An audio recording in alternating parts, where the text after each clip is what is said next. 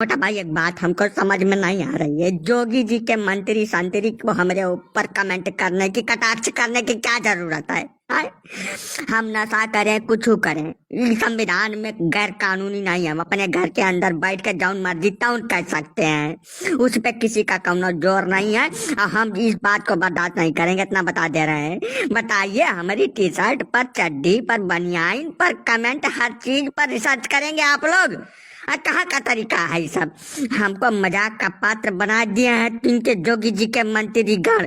अब तुम लोग सही नहीं कर रहे हो, इतना बता दे रहे हैं हम। हमको बख्श दो, जो हम कर रहे हैं हमको करने दो चुपचाप। नहीं नहीं पप्पू बेटा, बात को समझो, बात की गहराई को समझो। तुमको तथ्य पता है लेकिन तुम उसको एक्सेप्ट नहीं कर पा रहे हो।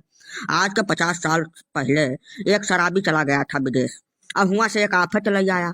उस आफत की वजह से यह देश की जनता ने 30-35 साल तक भोगा है, बहुत बुरा दुर्दिन भोगा है।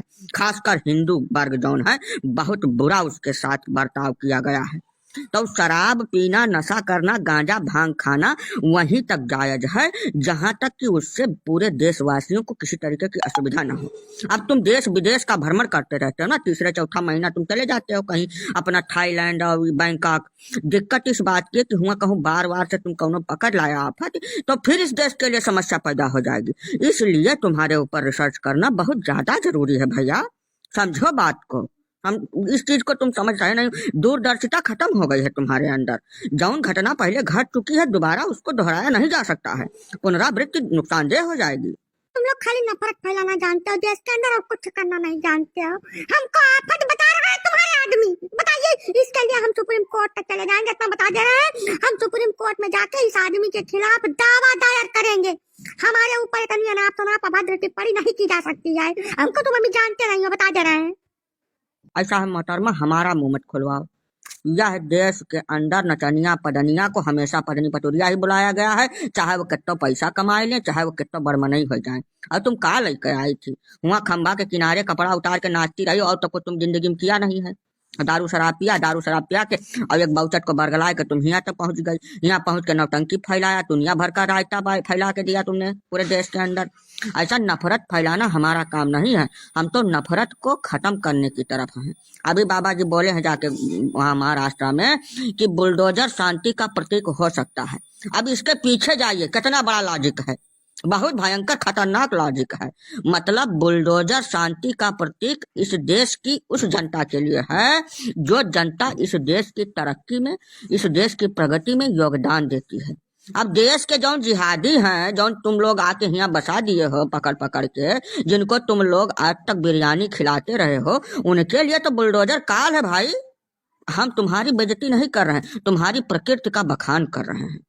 कतनो तुम साधु सन्यासी हो जाओ, कतनो माला मंत्र फेर लो, लेकिन तुम अपनी जौन माथे पे लिखा हुआ है, जौन तुम्हारे कृत्य हैं, उसको मिटा नहीं सकती हो देवी जी।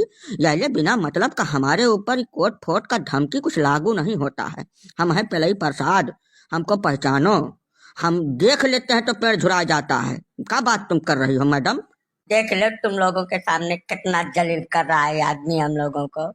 ना ना पप्पू बेटा, बिल्कुल जलील नहीं कर रहा है।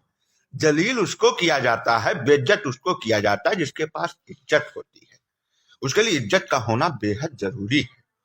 तुम लोग देख लो, तुम पहले अपनी बैकग्राउंड में झांक के देखो कौन सी इज्जत कमाए हो, तब इस बात को बोलोगे तो थोड़ा सा तर्क संगत लगेगी बात। शांत हो जाओ, तुम कुछ नहीं कर सकते हो बेटा। बड़े बेइज्जत आदमी थे तुम्हारे सब जौनपुर के थे, और तुम भी उसी कैटेगरी में हो। तुम लोग खाली खाली ये देश में जितने नेता हैं मुस्लिम वर्ग के, उनको पकड़ पकड़ के जेल में डाल रहे, उनके साथ अत्याचार कर रहे, और कुछ नहीं कर रहे हो। अब ये एक नफरत है जिसको तुम लोग बो रहे हो, इतना जान लो। देखो देखो कहाँ पे आ गई है। ऐसा है मोहतरमा, हमारी बात को सुनो। हमको किसी से कोई आपत्ति नहीं है जब तक कि उसके कार्य देश के विरुद्ध ना हो, ठीक है। जो भी व्यक्ति इस देश की मिट्टी के विरुद्ध जाएगा, हम उसको बर्बाद कर देते हैं, छोड़ते नहीं है, किसी स्तर पे नहीं छोड़ते हैं। शांत रहो, तुम्हारे पास और कुछ बचा नहीं है, ठीक है। अब तुम आखिरी वक्त में चल रहे हो। दीपक जौन होता है वो जब बुझने का टाइम आता है तो फड़फड़ाता है, भभकता है, और तुम लोगों ने भभकना चालू कर दिया है। ना ना बिल्कुल, ये भरम अपने दिमाग से निकाल दो, हम अभी बहुत लंबा चलेंगे। ठीक है, हम सफल होकर रहेंगे चाहे जौन हो जाए। अच्छा तो ठीक है, अगर तुम्हारे विचार यही हैं तो एक काम करो, अपनी जौनी जतरा चला रहे हो इसको एक बार उत्तर प्रदेश की तरफ मोड़ दो, हमारे क्षेत्र ये पूर्वी उत्तर प्रदेश में ले आओ। हम भी तो देखें कितना दम है तुम्हारे अंदर। बस एक बार मौका दो सेवा का, हम बता देंगे